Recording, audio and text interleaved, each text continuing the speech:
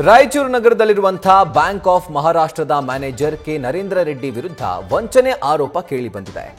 ಗ್ರಾಹಕರ ದಾಖಲೆಯನ್ನ ಬಳಸಿಕೊಂಡು 10 ಕೋಟಿ ಗೋಲ್ಡ್ ಲೋನ್ ಹೆಸರಲ್ಲಿ ಮೋಸ ಮಾಡಿದ್ದಾರೆ ಅಂತ ಹೇಳಲಾಗ್ತಾ ಇದೆ. 105 ಖಾತೆಗಳನ್ನು ಸೃಷ್ಟಿ ಮಾಡಿ 10 ಕೋಟಿ 97 ಲಕ್ಷ ವಂಚನೆ ಮಾಡಿದ್ದಾರೆ ಅಂತ ಹೇಳಲಾಗ್ತಾ ಇದೆ. ನಕಲಿ ಖಾತೆಗಳಿಂದ ಸಂಬಂಧಿಕರ ಖಾತೆಗೆ ಹಣ ವರ್ಗಾವಣೆ ಮಾಡಿದ್ದಾಗಿ ಕೂಡ ಆರೋಪ ಕೇಳಿ ಬರ್ತಾ ಇದ್ದಂತೆ ಬ್ಯಾಂಕ್ನಿಂದ ಮ್ಯಾನೇಜರ್ ಪರಾರಿಯಾಗಿದ್ದಾನೆ. ಈ ಬಗ್ಗೆ ಬ್ಯಾಂಕ್ ಆಫ್ ಮಹಾರಾಷ್ಟ್ರದ ರೀಜನಲ್ ಮ್ಯಾನೇಜರ್ ಸುಚೇತ್ ಸೈಬರ್ ಕ್ರೈಮ್ನಲ್ಲಿ ದೂರನ್ನ ದಾಖಲಿಸಿದ್ದಾರೆ.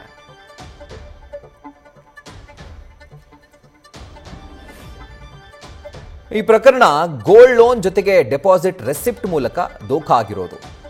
ರಾಯಚೂರು ನಗರದ ಬ್ಯಾಂಕ್ ಆಫ್ ಮಹಾರಾಷ್ಟ್ರದಲ್ಲಿ ವಂಚನೆ ಪ್ರಕರಣ ಕಂಡು ಬಂದಿದೆ. 105 ಖಾತೆಯನ್ನ ಕ್ರಿಯೇಟ್ ಮಾಡಿ ಒಟ್ಟು 10 ಕೋಟಿ 97 ಲಕ್ಷ ರೂಪಾಯಿಯನ್ನ ವಂಚನೆ ಮಾಡಲಾಗಿದೆ.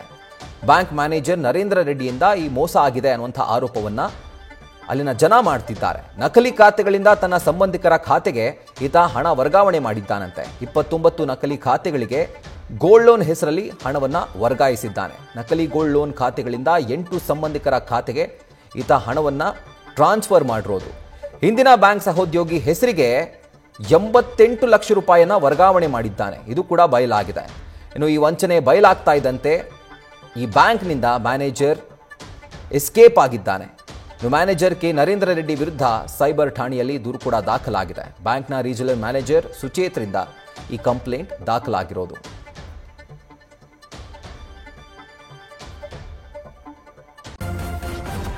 ನ್ಯೂಸ್ ಫಸ್ಟ್ ನಿರ್ಭೀತಿಯಿಂದ ನಿಮ್ಮ ಪರವಾಗಿ.